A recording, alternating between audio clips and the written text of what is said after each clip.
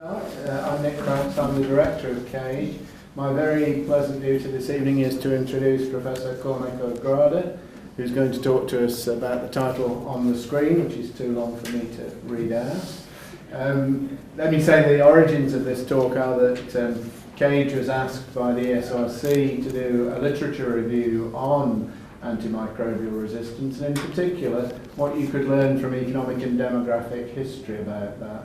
I couldn't think of a better person than Cormac to ask to lead our team, and he did a splendid job and produced a report for ESRC at the end of last year, which is now in the public domain.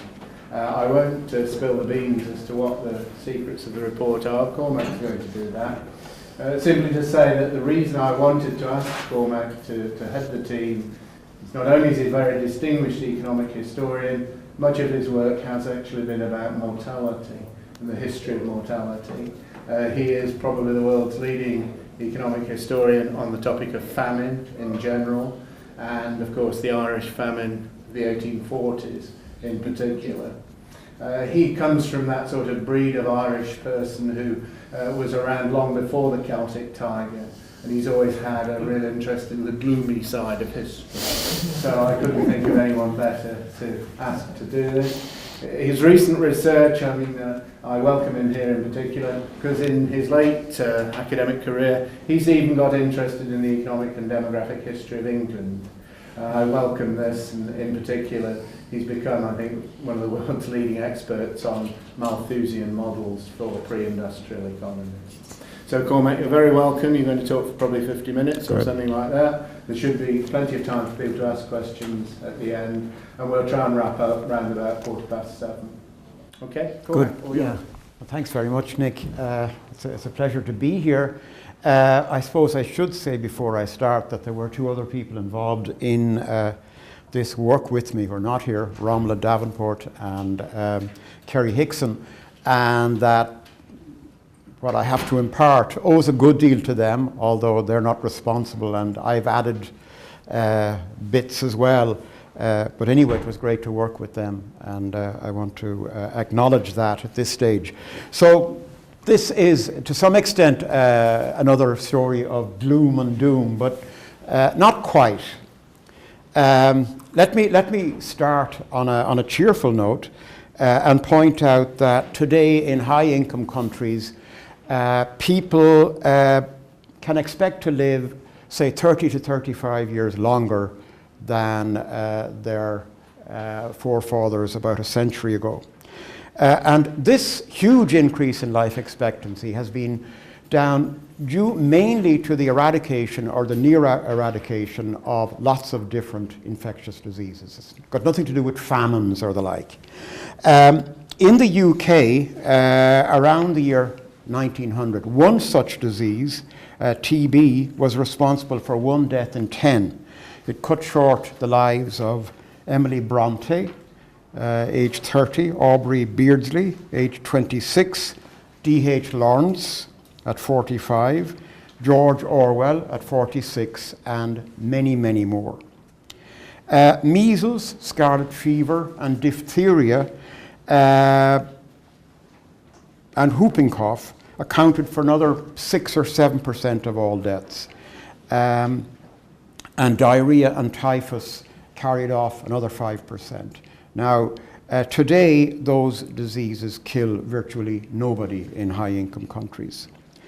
The share of all deaths in England and Wales due to infectious diseases dropped from nearly a half around 1850 to about 1/3, say, a century ago, whereas today they account for about 7%, mainly elderly people succumbing to pneumonia or acute bronchitis. In high-income countries like the UK, most people, as you're well aware, can expect to succumb not to infectious diseases, but to cancer, heart disease, and a number of other non-contagious causes and illnesses. Low-income countries, where infectious diseases still account for not quite half of all deaths, have a long way to go. But they are doing better. If you take Niger, for example, which is by several accounts the poorest economy in the world today, The share of infectious diseases of all deaths has dropped from 68 to 50% between the years 2000 and 2012. And in neighbouring Mali, the drop has been over that same period from 48 to 37%. So it's also true that life expectancy today in even these poorest of poor countries is higher than anywhere in the world before the revolutions in public health and medical technology that followed the work of Louis Pasteur and Robert Koch. And you will see that from table 1 in the handout. In demographic terms, these gains are unprecedented. And it's not only a question of living longer, the quality of life has risen too. In terms of human well-being, and I'll get to that, these gains are enormous. But they raise the issue, what if those gains were lost in part due to increasing antimicrobial resistance? In other words, the ability of microorganisms to resist the antimicrobial agent once capable of killing or inhibiting the growth of these self-same microbes. Now, that question is by no means a new one. But during the last few years, it has taken on a new urgency with, for example, the WHO, the World Health Organization, warning of, and I quote, a post-antibiotic era in which many common infections will no longer have a cure and once again kill unabated. Or closer to home, the Chief Medical Officer, Dame Sally Davis, recently cautioning of the danger, and I quote her, of finding ourselves in a health system not dissimilar to the early 19th century at some point. Now, there is no denying that resistance to several key antimicrobial drugs is on the rise. Although methicillin-resistant Staphylococcus aureus, or MRSA, a hospital-acquired infection, has hogged the headlines, more and more microbes are becoming resistant to more and more antibiotics. The greatest worry nowadays, although this is not as much to the fore perhaps in the media, is the spread of carbapenem-resistant bacilli such as Klebsiella pneumoniae and Acinetobacter baumannii. Initially, the focus was on bacteria that were acquiring resistance to antibiotics, but now other pathogenic microbes such as protozoa, fungi, and viruses are also developing resistance to the compounds being used to treat them, reducing the therapeutic options available to medical professionals.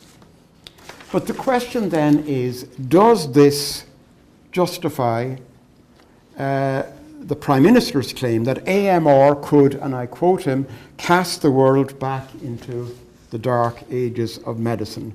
Could infectious diseases again assume the sinister role they played in the past? Now, history and economics have an important part to play in telling us both how far we have come and how much we risk losing. Indeed, as an economic historian, I would argue that we can learn more from the past about these issues than we can from stargazing into the future 2030 or 2050. So my focus here is on what history can tell us about the welfare implications of increasing AMR. Now, let's begin with two key historical points. The first is that most of the gains in life expectancy due to the eradication of infectious diseases, what I referred to at the beginning, preceded the antibiotic revolution linked to sulfa drugs, penicillin, and streptomycin by centuries. The story begins with the disappearance of plague, which in England is usually dated back to 1665. The first attack of plague in the mid-14th century cut England's population by half, and subsequent epidemics kept population from rising for a century or more. Then gradually the ravages of the Black Death diminished, but still between the 1560s and 1665, The Black Death was responsible for about 1 death in 5 in London. Why did it then disappear? We're not quite sure, but Paul Slack's case for effective quarantining, both at home and further afield, seems to me the most plausible, the most persuasive explanation. We know more about smallpox, which preventive medicine in the form of variolation, introduced to the West by Lady Mary Montagu in the early 18th century, and vaccination reduced from being the single biggest killer in 18th century Britain to a minor cause of death by the mid-19th century. And one could go on at some length about Britain's victories over a litany of infectious diseases: cholera, typhoid fever, measles, diphtheria, and tuberculosis, all due to a combination of public action, particularly in the provision of clean water and better sewage disposal, better living conditions, and preventive medicine. And this was all in an era before any antibiotics. Second, the gains in life expectancy in the pre-antibiotics era far outweighed those that followed. This is important. Although hailed as wonder drugs, the direct impact of antimicrobial technologies on historical trends in mortality was surprisingly slight.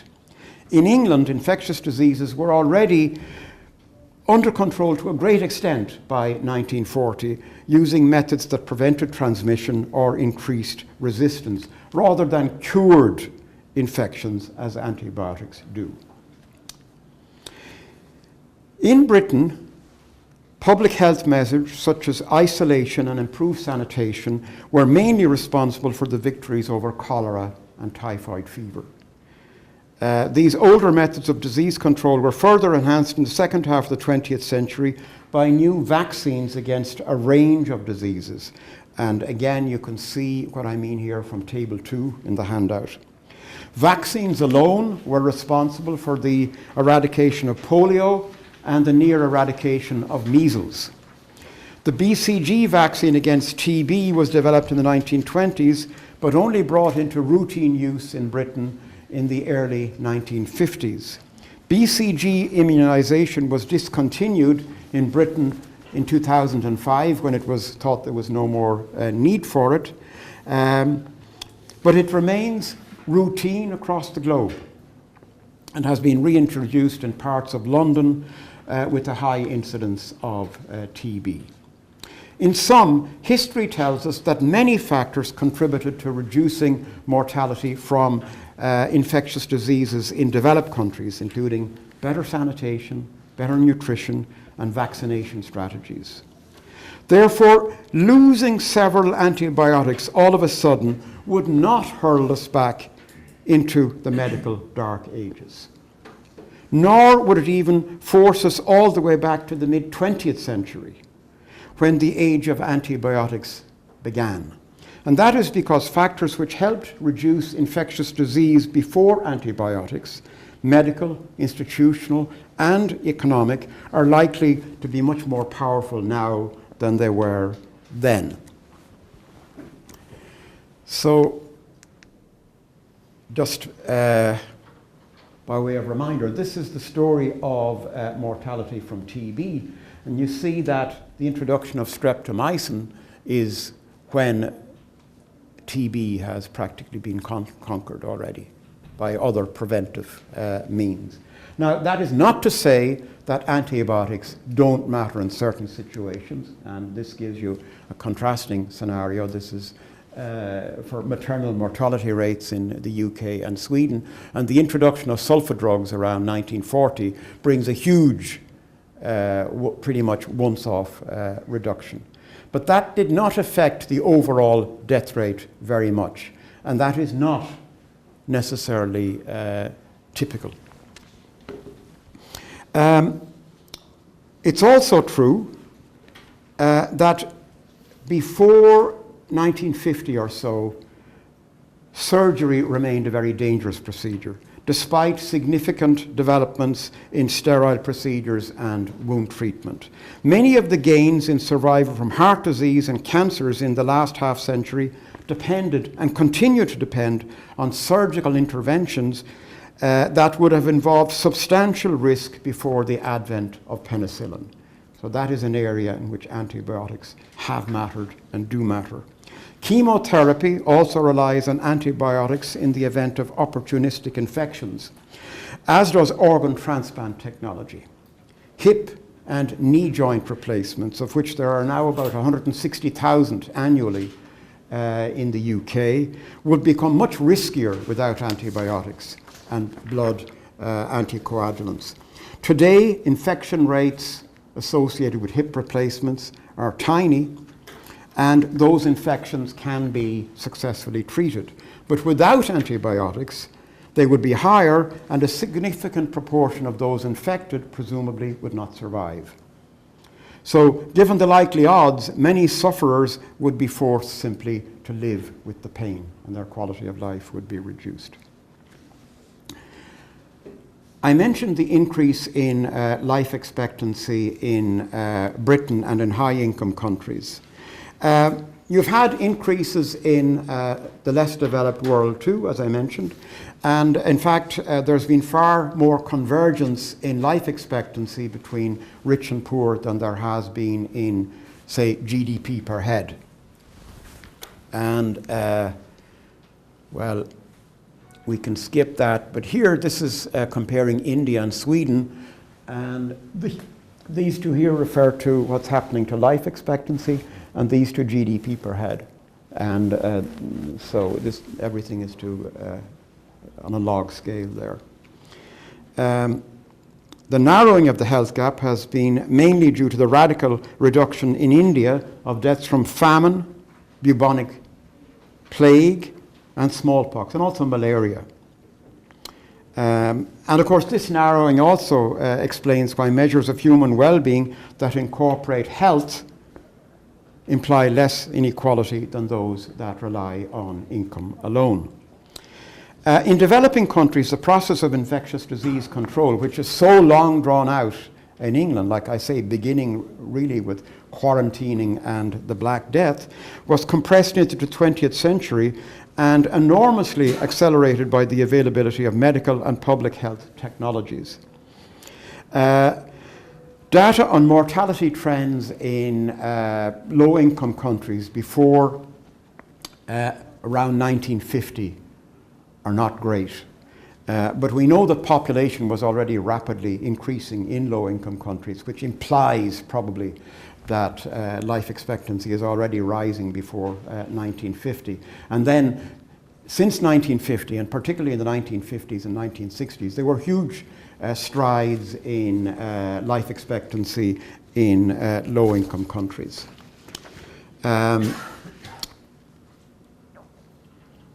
Now, several factors played a role, including improved food supplies, the spread of immunization programs, particularly against smallpox, typhoid, and yellow fever, improved sanitation, and then, of course, the advent of DDT in insect control. All of these things mattered.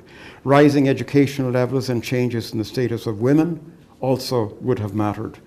The result was a rapid increase in life expectancy globally, and this sharp convergence in life expectancies.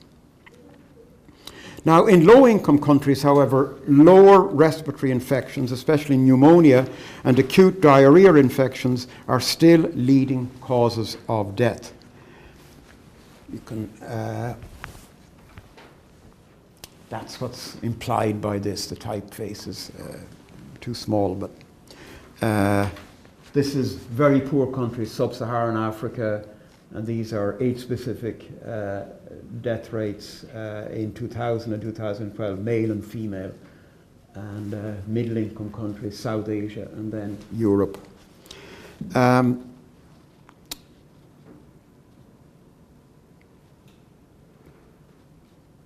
So what has the role of antibiotics been? Well, it's most evident in the cases of malaria and HIV. By the end of 2013, thanks to a combination of competition, technological progress and activism, 13 million people, mostly in Africa, were receiving antiretroviral therapy, or ART, at a fraction of its original cost in the 1990s. And still, the persistent importance of diseases eminently treatable by antibiotics indicates the continuing scope for better targeted access to antibiotics, especially in reducing child mortality. Now, a proper understanding of the likely costs of AMR underlines the need to find a solution to it. So what I want to do now is to consider briefly what history can tell us about the welfare implications of increasing antimicrobial resistance.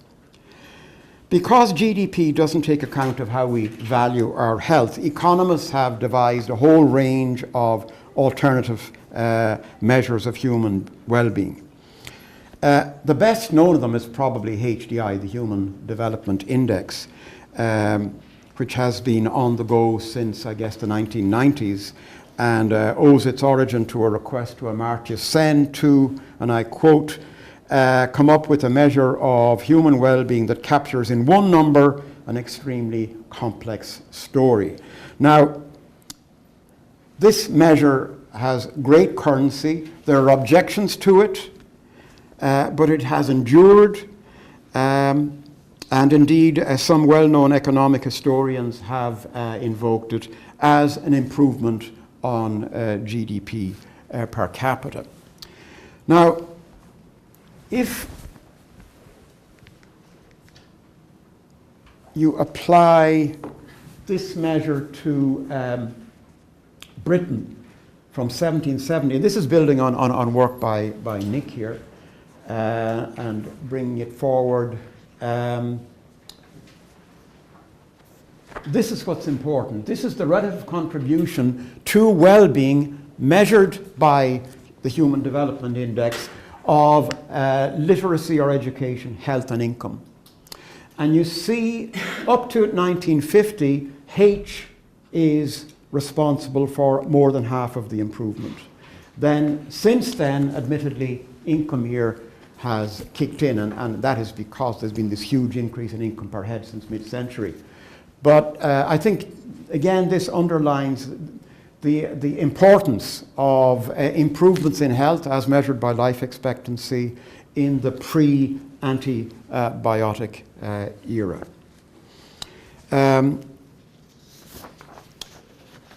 Now, another point worth noting is that Britain's HDI value in 1870 would place it behind Zambia or Ghana today.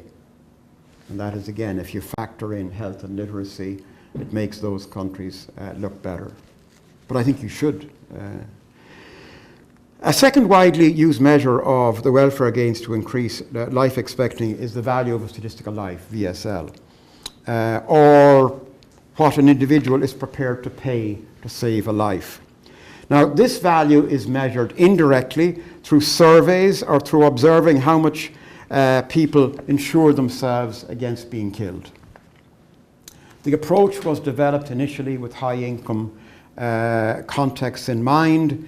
So the application of estimates of VSL in high-income countries to much poorer countries, and perhaps in an earlier era, entails an assumption about which income elasticity to use. In other words, what is the appropriate change in VSL resulting from a change in income? A recent meta-analysis based mainly on studies in advanced economies finds that this elasticity, which I call ETA, is inelastic, clearly and robustly inelastic. The main man in this work is a fellow called Kip Viscusi. But there is a presumption that ETA falls as countries get richer. And the higher ETA, the more poor economies discount VSL. It turns out also that welfare gains are quite sensitive to the elasticity used. So I'm going to present you with some results where there is a range for ETA.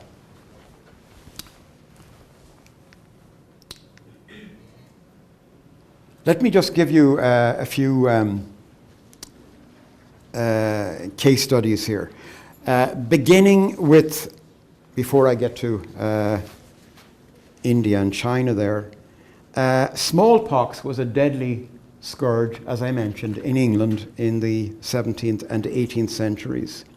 Assuming conservatively that it was responsible for 5% of deaths in England before inoculation became widespread, and that is a conservative estimate. This would mean that something like 8,000 people a year died of smallpox. Then you can calculate a first cut estimate of VSL for eta equaling 1, and it gives you a welfare gain of 39% of GDP, eradicating smallpox, given that 5% of the population died of it. In welfare terms, it's like 39% of GDP. If you assume that eta is 1.4, then this gives you, and I would consider that very much an upper bound, you're left with a still considerable 12%. Now let's take another ailment which Samuel Pepys contracted. Oliver Cromwell died of it, and Daniel Defoe described the fate of, and I quote him, young lasses from the hilly country who, on moving into the marshes of Kent and East Anglia to marry, and again, quote, presently changed their complexion, got an egg or two, and seldom held it above half a year or a year at most before succumbing. So it's not that long ago since malaria, ague or marsh fever was endemic in those parts of England, so much so that infant mortalities in them rivaled those of London. Those with no immunity, and particularly Defoe's young lasses from the hilly country, were particularly at risk. Then a combination of drainage, increased immunity due to a higher livestock population, and improving nutrition reduced the prevalence of ague, but it took quinine to rid England of fatal cases in the 19th century. During 100 years later, in the 1950s, India's national malaria eradication program reduced the number of deaths from malaria by half. Between independence and 1965, the number of deaths fell from about 800,000 to 0. And what this means is that malaria killed far more people in India alone in 1947 than it kills worldwide today. How do the benefits from virtually eliminating deaths from malaria compare to the eradication of smallpox in England?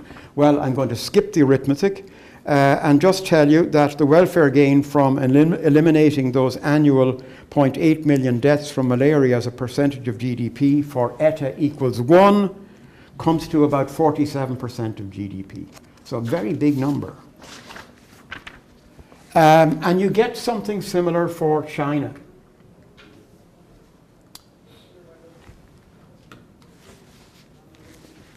As part of the exercise here, Kerry Hickson made some similar calculations, but more sophisticated, for TB in Britain. And so what she was interested in was, suppose anti-TB drugs become ineffective, what is the cost of that in welfare terms? And she uses VSL to provide an answer. Now, she looks at 3 scenarios. And the first of those scenarios is, like I intimated earlier, not to go back to the Dark Ages, but to go back to 1950, when most of the gains have already been achieved, because those gains will be maintained. So that would be the first, and she would consider that as an upper bound estimate. And then the second estimate takes into account the reintroduction of BCG, of vaccination.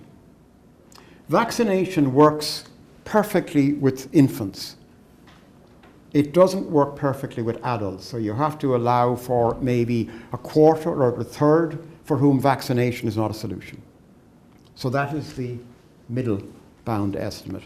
And then the lower bound estimate is estimating the damage today from illness from TB and so on. Okay. And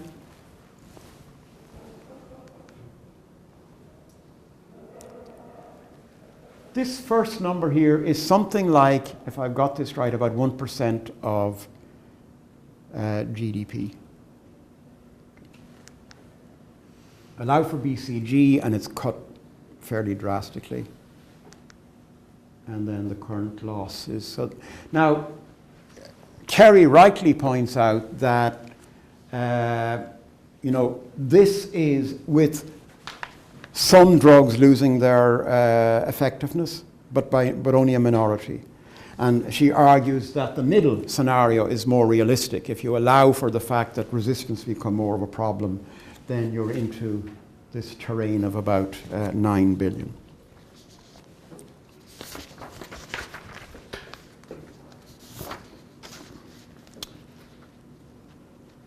Okay, so how serious then is the problem of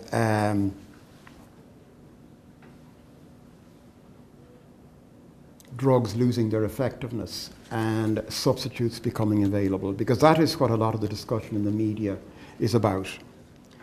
Now, economics is about supply and demand, but current strategies to combat AMR focus much more on the supply, the pipeline, than on demand. So I'd like to spend some time talking about both supply and demand. Because the history of antibiotics is also a history of antibiotic resistance, the two go together. Maintaining a supply of replacement drugs is absolutely essential. Methicillin, which was developed by Beecham in 1959, followed penicillin as a treatment against Staph A, Staphylococcus aureus. But the first case of MRSA was diagnosed within a few years in the late 1960s, and newer drugs replaced methicillin. Similarly, as streptomycin resistance in the treatment of tuberculosis became a problem from the late 1940s on, more effective antibiotics replaced streptomycin in the initial treatment of that disease. So no antibiotic lasts forever. That's fundamental. Artemisinin, the product of a massive research effort on the part of the Chinese in the late 1960s and 1970s, followed the increasingly malaria-resistant drug chloroquine, which replaced quinine. The next stage, semi-synthetic artemisinin, was reached in 2014 when Sanofi announced the delivery of the first batches to African countries where malaria is still endemic. But meanwhile, artemisinin has been meeting some resistance in Southeast Asia. And the same holds for gentamicin, fluoroquinolones, and very recently daptomycin. The point here is that resistance is natural and inevitable. It becomes an issue only if the antimicrobial artillery is not being consistently updated. And of course, the more you use an antimicrobial agent, the shorter is its shelf life. Microbes adapt and evolve quickly and are quite promiscuous with genetic material that requires resistance. So the problem, and this is what we are being repeatedly warned, is that the artillery is not being updated. Warnings like, and I quote, "Today's dearth in the antimicrobial research and development pipeline will take decades to reverse." Or, quote, "The antibiotic pipeline problem may change the practice of medicine as we know it." These are commonplace. Why the supply of new antibiotics seemed ample to cope with resistant bacterial strains in the 1950s and 1960s, and then practically dried up between then and now, is a bit of a mystery. But there is a pervasive impression today that the supply of new antimicrobials has virtually dried up in the new millennium. This techno-pessimism, which is not new, is based on a sense that all the easy discoveries have been made, that the low-hanging fruit have been picked, and that major pharmaceutical corporations are not interested in drugs with particular targets and therefore low returns on investment. So the story is that there aren't big profits to be made from these kind of drugs. Big Pharma, in turn, blames, and I quote, a range of scientific, regulatory, and financial factors. Certainly, there is a tension between the World Health Organization's perception of the threat posed by AMR on the one hand, and the lack of activity on the part of the pharmaceutical industry on the other. Now, economics is somewhat agnostic about the future of technological change in general. Maybe agnostic is the wrong word. There are differing views. Some economists, like Tyler Cowen and Bob Gordon, hold that all that low-hanging fruit has been plucked. Others, like the economic historian Joel Mokyr, invoke the past to paint a much more cheerful picture of future prospects. For Mokyr, institutional blockages, not the lack of new knowledge, are the greatest barriers to continued technological progress in the struggles against bad bacteria and other areas of concern. And Mokyr would go so far as to argue and to include in that global warming. In support, remember that when the first antibiotics emerged, little was known about cellular and molecular genetics, bacteriology, or virology.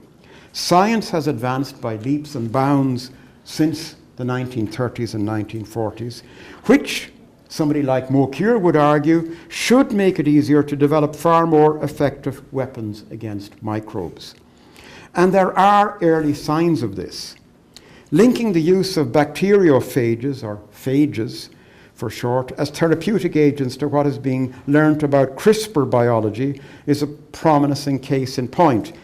Using CRISPR, for example, to create mosquitoes with a parasite-blocking gene in order to prevent malaria is another.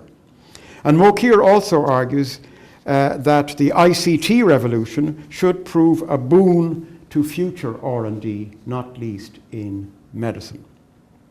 Still, the public good character of finding solutions to AMR implies that market forces alone will not generate an adequate supply of the appropriate technologies.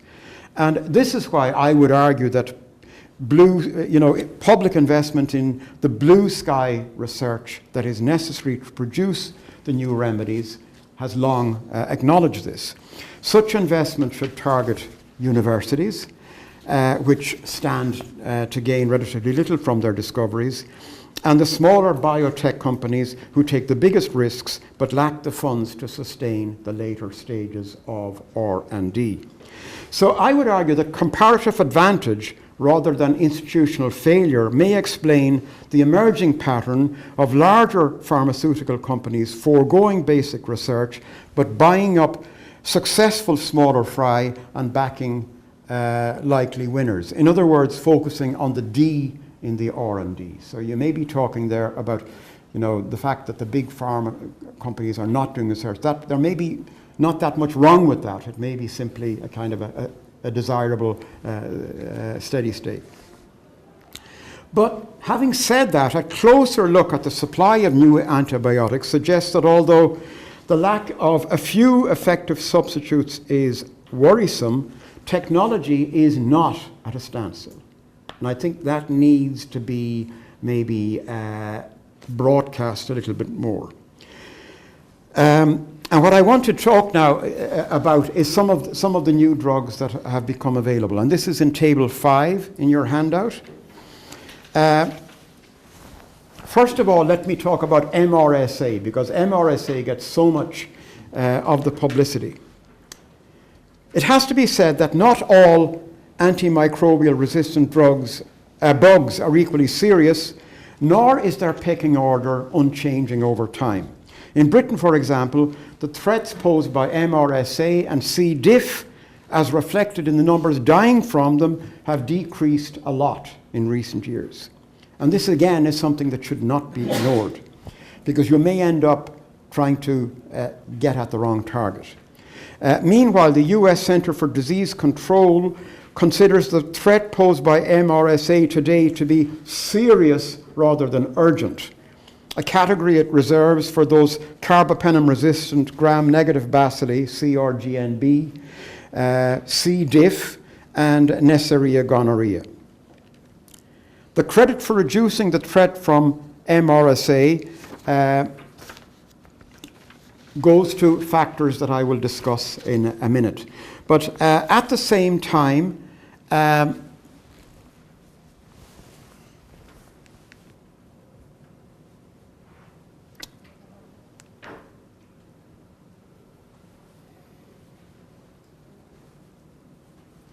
okay, so this summarizes stuff I've been saying.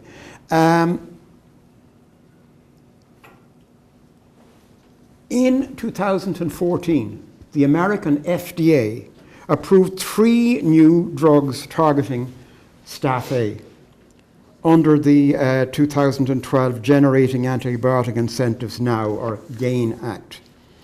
The first 2 were developed by relatively small biotech companies, which then were acquired by bigger fish following FDA approval. The third, Orbactive, has a longer history. Originally it was developed by Eli Lilly, but it failed to gain FDA approval.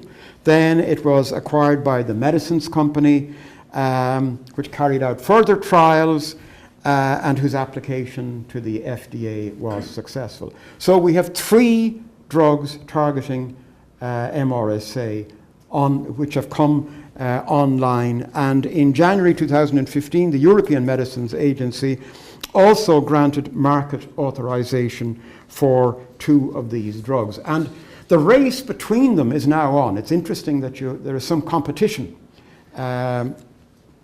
involved here. For what such numbers are worth, market analysts predict sales of about 200 million for Dalvance, 300 million for Orbactive, and 220 million for Cevextro by 2020.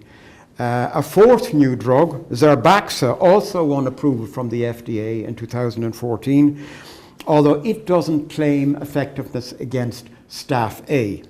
But 4 new approvals targeting AMR in a year compares favorably with 5 in the previous decade. There has been much more hype about Teixobactin, a new antibiotic which has proven effective in mice against both Staph A and Mycobacterium tuberculosis. The outcome of a public-private partnership between academic researchers and a small privately owned biotech company based in Cambridge, Mass. This has been described as the first new class of antibiotics to be discovered in 30 years. It claims to be resistant to resistance, which maybe is a little over the top. It also has some way to go, but it is interesting. So as far as MRSA is concerned, it seems to me like we're covered in the near future. And again, this is like despite MRSA grabbing the headlines. In the case of malaria, the estimated number of deaths worldwide has dropped to about 500,000 today from 900,000 10 years ago. 10 years ago, malaria still accounted for about 2% of deaths worldwide, and today it accounts for somewhat less than 1%. Antimicrobial agents can claim some of the credit for this, but like I mentioned, no, I didn't mention, there are signs of parasite resistance to the main antimicrobial treatment, artemisinin, in some countries in South Asia, Myanmar, Thailand, Vietnam, and so on. Now, there are signs of resistance, but you do not see this reflected in WHO mortality statistics yet. So you might want to regard those statistics as an early warning system and keep an eye on them and to see when does this resistance begin to impact on life expectancy. So far it has not. But it also has to be said that here too there are hopeful signs on the supply front. In July 2014, Novartis described as encouraging the results of phase 2 trials of their new anti-malarial drug AE609, which rapidly cleared patients in Thailand of the parasites P. falciparum and P. vivax. So Novartis are proceeding, and they're hoping to have this on the market by 2018. In addition, GKN announced phase 3 plans for a competing anti-malarial drug, tafenoquine,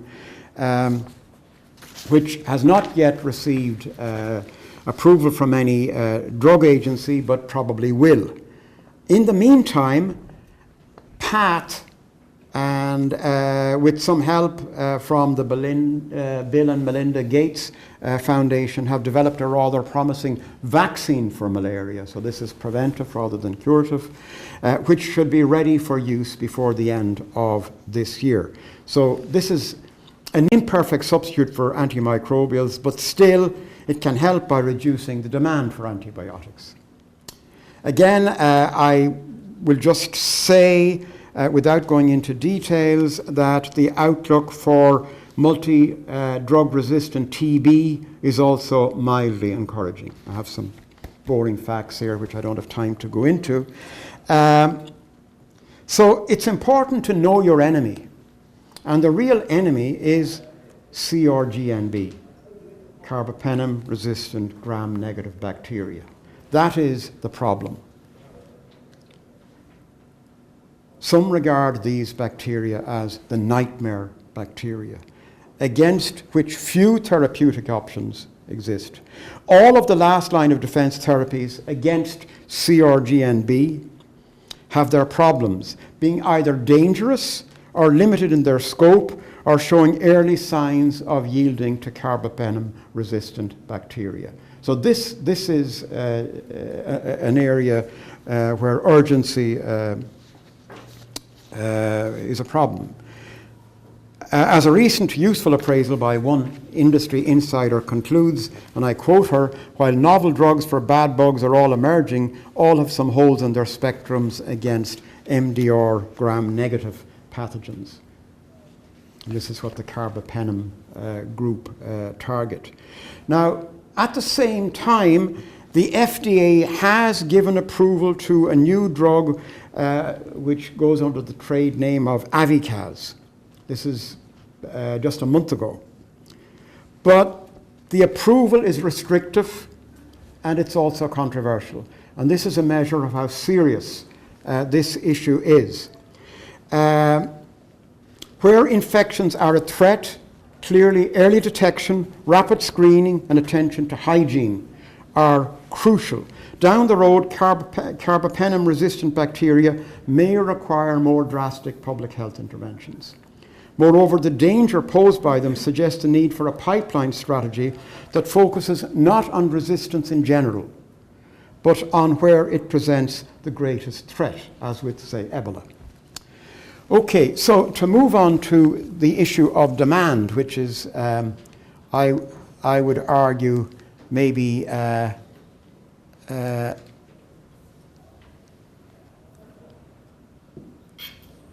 not focused on enough. But this is just to show these drugs I mentioned. This is what they look like. These are the anti-MRSA drugs, so you can already buy them. Policy has a role to play in reducing the demand for antibiotics, but what may seem straightforward in principle is not that easy in practice.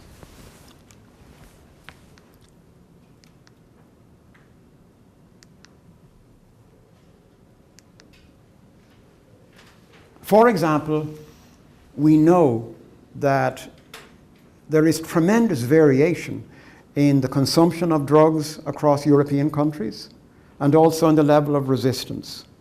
And what is more, these seem correlated. And you will find neighboring countries with very, very different trajectories since, say, the year 2000. Holland and Belgium, for example. So what this suggests is the following kind of simplistic calculation. If in some way we could reduce European consumption to Dutch levels, that would reduce the consumption of antimicrobials by half. Now, the issue is part human agency, so public policy can do something, presumably, about reducing the consumption of antibiotics. Why should it be so much higher in Belgium than in Holland, for example? It's also true that consumption tends to be inversely related to GDP per head. So in countries like Greece, for example, the consumption of antibiotics is very high.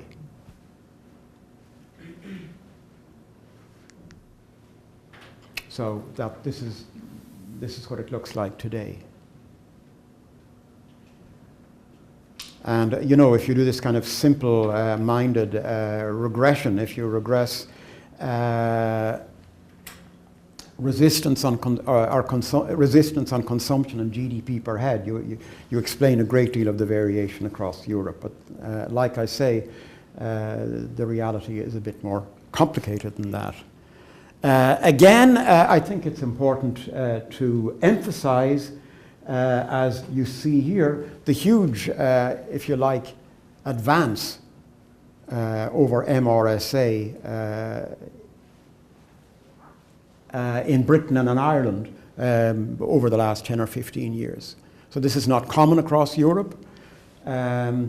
And you also see that antibiotic resistance here to E. coli varies a great deal. But in Britain, the situation over the last 10 years or so has been actually quite good, as has the data on deaths from diseases, infections related to these conditions. You see that here. This is Staph A deaths. So it's very dramatic.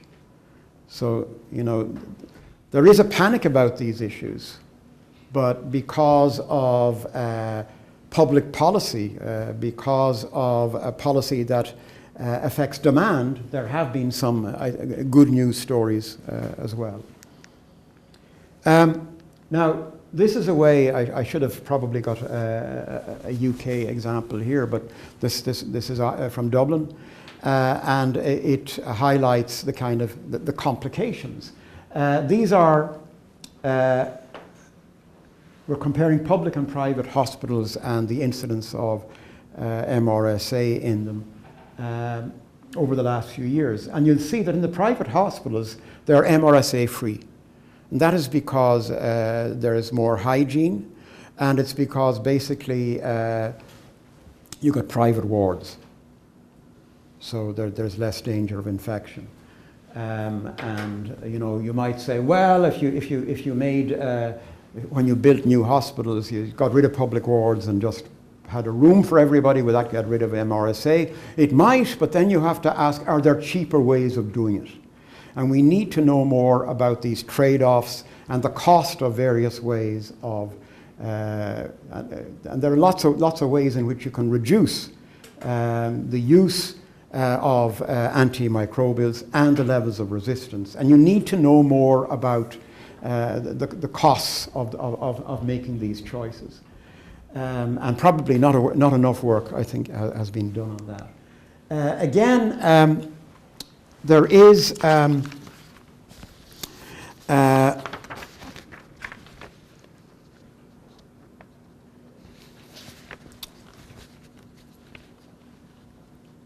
bit of a literature on information and what it might achieve. And this here refers to a campaign in France in the noughties under this banner, Les antibiotiques, c'est pas automatique. And it was claimed that this had a huge impact, and that's what the map here is supposed to illustrate, on resistance levels, or on consumption levels. And therefore one would assume also on resistance levels. And there have also been some studies done of hospitals in the US, and there is a recent study done of outpatients in Stockholm, and both of these find that information campaigns have a substantive effect on usage. So simply this is what is known trendily as nudging, but by reminding people and boring them with information about the dangers of excessive usage, this, it turns out, does have an impact. So people have carried out RCTs showing this. But there is another point to be made about this, and that is that neither what the map here shows, nor the improvement in hand hygiene in Belgium, which was the focus of another campaign in the 2000s, proved lasting. So in sum, there is something to be said for information campaigns, but if they are to be effective, they cannot be once-off measures. You have to keep reminding people. Now, one more related thought here.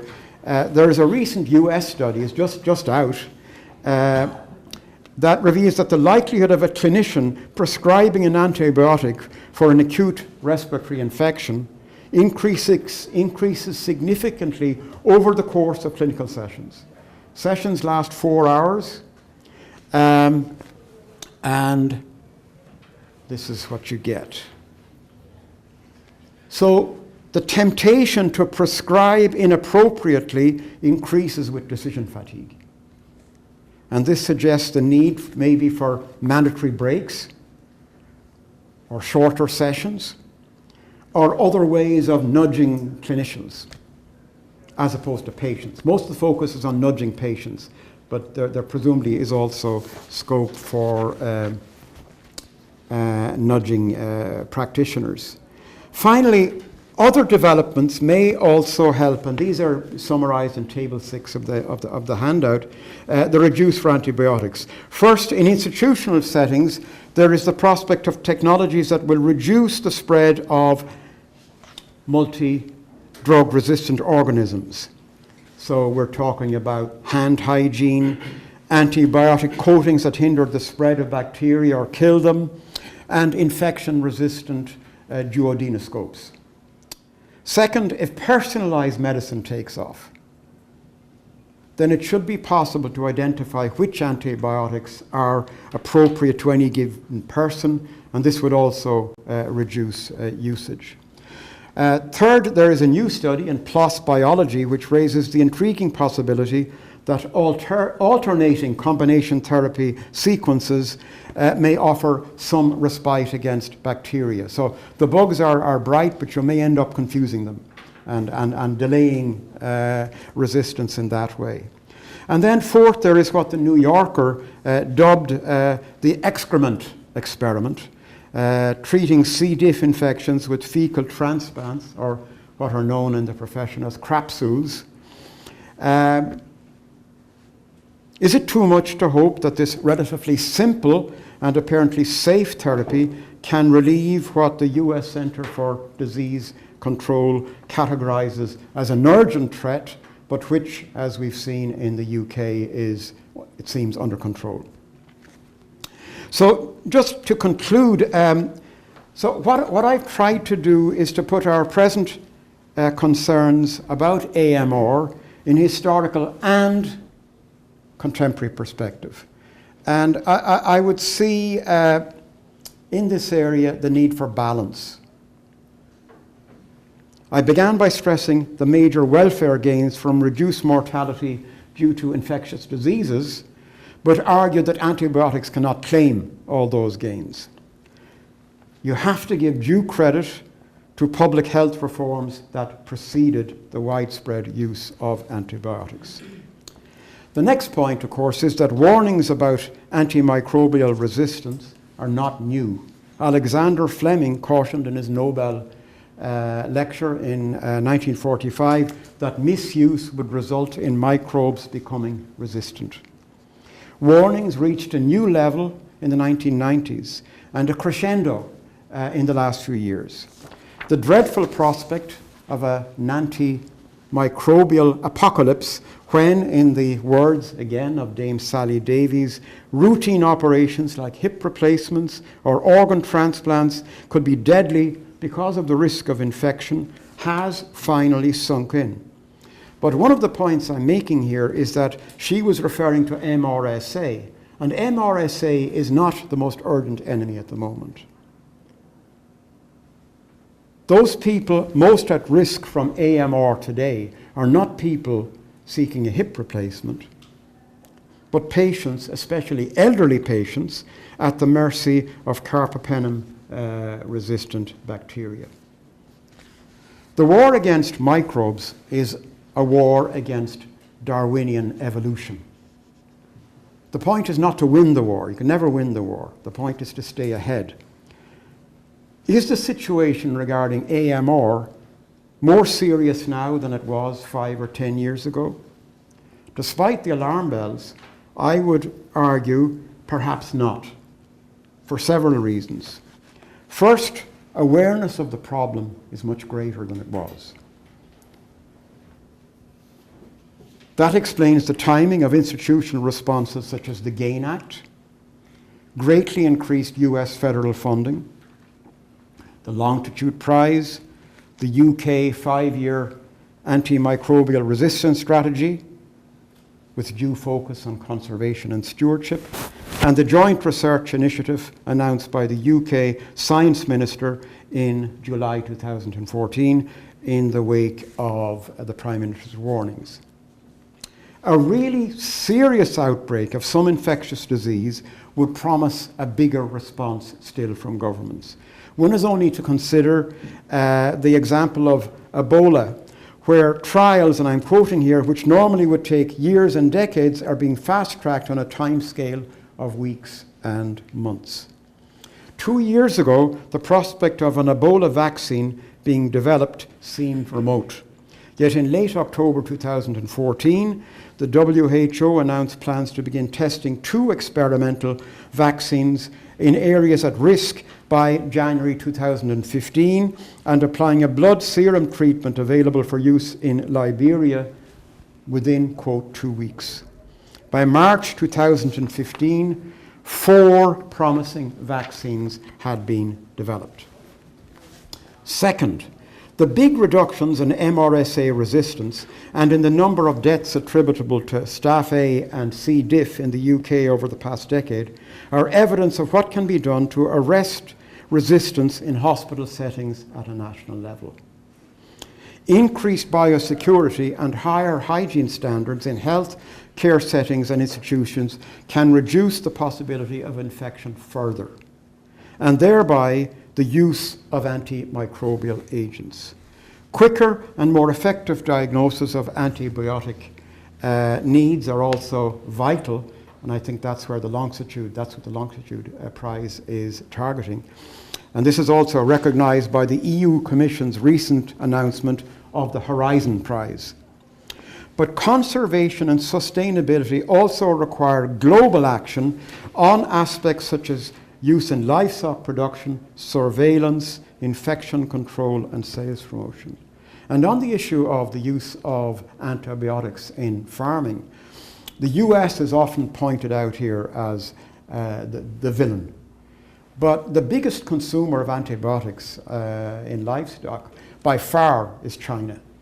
And the current projections is that 30% of all drugs used in farming will be used in China within the next 10 years. So there's a huge increase in the demand for meat, and therefore a big increase in the demand for antibiotics as well. And that's going to continue. It's not that this meat will kill you, but it does increase the circulation indirectly, and it will increase resistance to antibiotics. Third, and I've almost finished, the new drugs pipeline is finally beginning to show more signs of activity than at any point since the 1960s. 3 new anti-MRSA drugs have recently appeared on the market. The real worries now are those carbapenem-resistant gram-negative bacteria.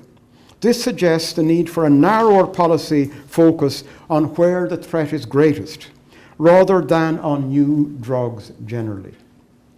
Past experience urges caution against what new antibiotics emerge from current efforts, how effective they will be, and how long it will be before they too, as they will inevitably, encounter resistance. In the end, the challenge posed by AMR is very real, and there's no need for complacency. Meeting that challenge requires not just a close watch on the pipeline, but paying more attention to demand and also to conservation. So I would argue the bottom line is that the situation is serious, but by no means apocalyptic. Thanks.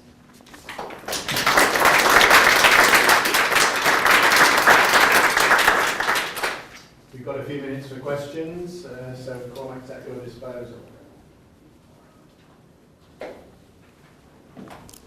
Could you say something about these plans to supply drugs at cost, like below their normal market price, to countries that are poorer?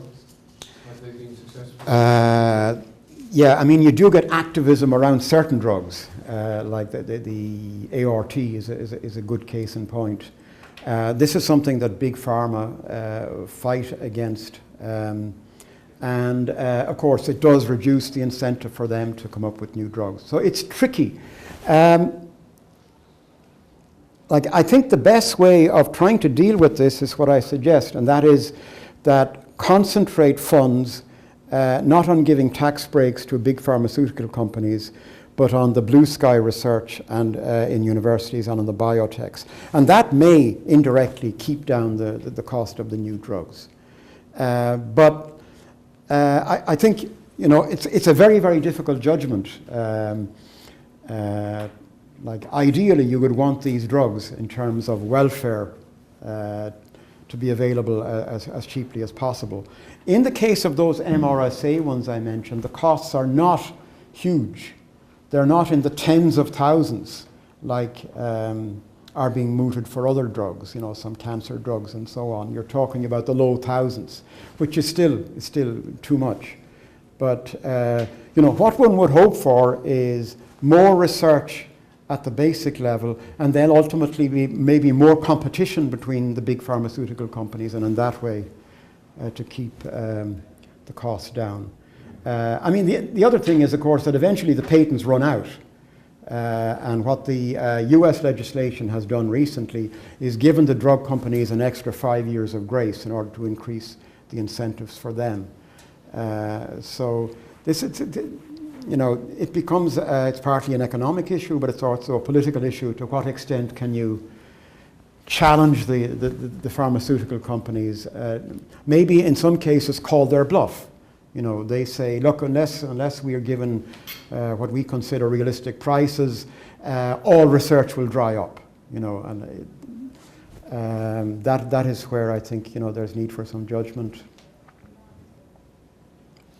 As a psychologist, I've been interested for quite a long time in antibiotic use amongst different cultural communities, and it's very obvious in many cultures there's a very strong emphasis on you go to the GP and if you don't get antibiotics, you're not getting your money's worth. Yeah. They're just trying to cut their costs, they're trying to meet their budgets, they're just getting paracetamol telling you to go away entirely, even when it's the most appropriate thing. I work quite a lot with the Polish community in the UK, for example, where there's a strong expectation to be given you know, antibiotics for many things. So it's more than just putting a poster up and saying we don't need it. It's more about understanding the cultural understandings that underlie different cultures' perspectives on using these drugs. And I don't see much intervention on that level. I see a lot of sort of minor nudging stuff, which is superficial all the time. Yes. Yeah. Not much about the deeper understanding of the cultural expectations of the GP relationship or hospital relationship. Sure. And I know you're an economist and not a psychologist, but I just wonder if you see any attempts to understand that in more depth, or whether you think it is. Yeah, I mean, any GP you'll talk to, this is the first thing they will tell you. Yeah. It's also true that there is a lot of variation in prescribing across GPs. Yeah. And that is presumably something somebody can do something about. I mean, if you look again at Ireland, there are data on consumption by county, and you know, the variation is huge, and you can do the kind of exercise I mentioned there for the Netherlands, for Ireland, and you would reduce, within a small country like Ireland, you would reduce consumption by something like a quarter. So I don't know how much credence, how much trust to put in this nudging stuff. I mention it for what it's worth. But I think it should be tried more at least, and there is role for more education. And the point is you have to keep it up. I mean, the economist's solution to a problem of a good that produces negative spillovers in the community is to tax it. Now, I can't imagine the public reaction if the government said, from now on, we're going to tax antibiotics. Yeah.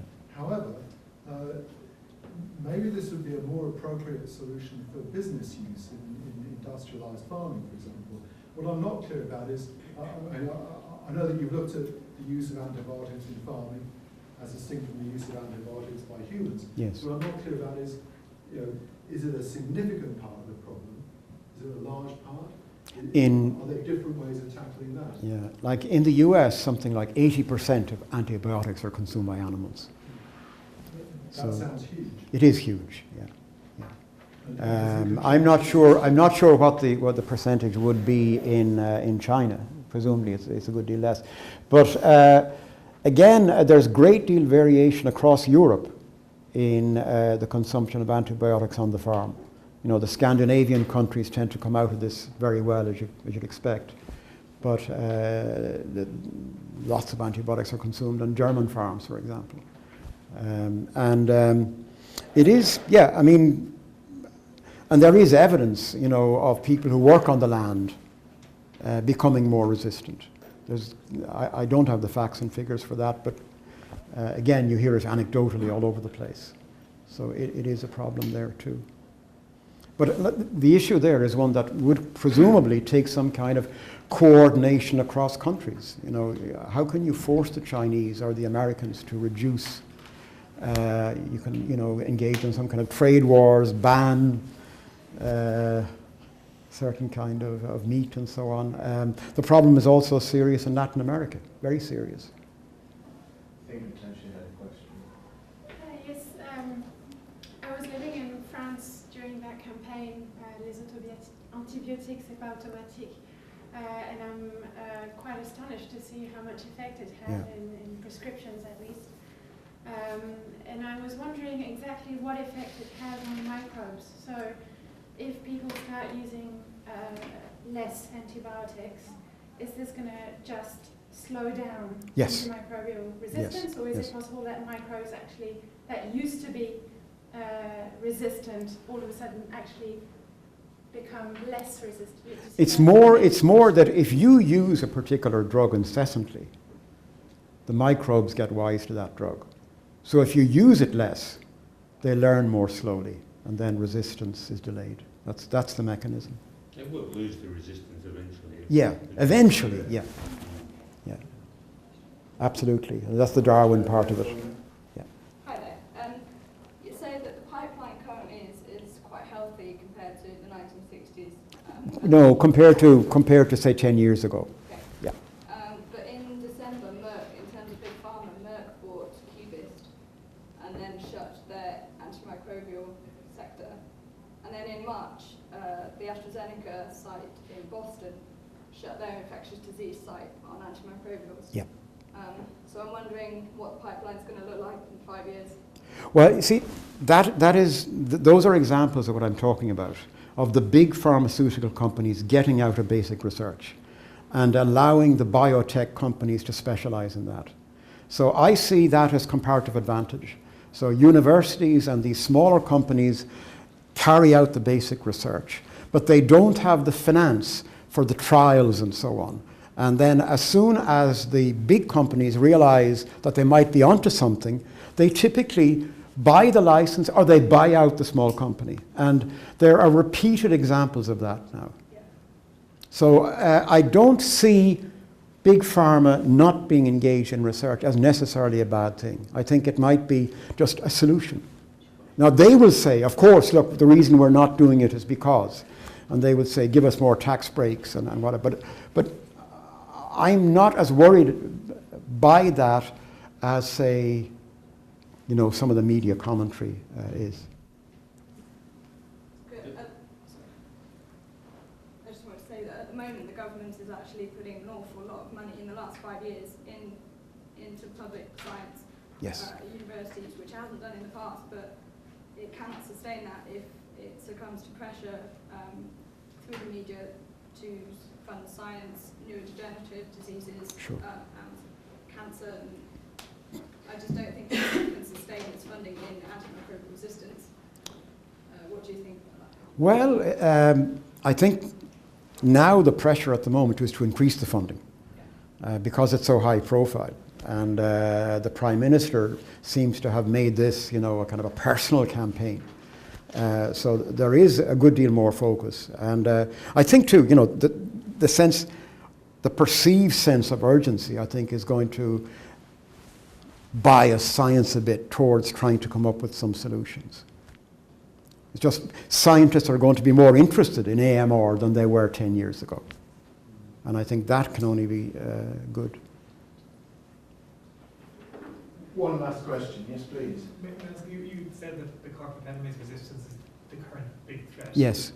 And then for the example of TB, you gave this quantification. I think the loss of all TB drugs would be a problem, but not enormous. The Cormac resistant type bugs never kill that many people anyway. That's right. Have you any quantification? No, I don't. I don't. And you're quite right. I mean, the people who are vulnerable are very elderly, very sick people in nursing homes and in hospitals and so on, and they are few. That's true. But the problem is that these are the only drugs that in some situations can help them, and they're dead if something can't be done about it. So that is, there is a clearly identifiable problem there. That's why I mention it. It's not the scale. You're quite right.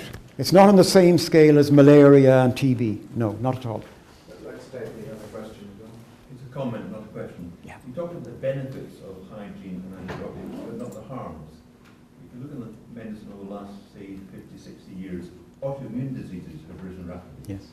Type 1 diabetes in Scotland, the incidence was 3 per 100,000 children per annum until the mid-50s. It's doubled every decade since. Crohn's disease similar. So there may be a whole group of autoimmune diseases that are due to better hygiene. Right. But all right, I'm talking about hygiene in particular settings.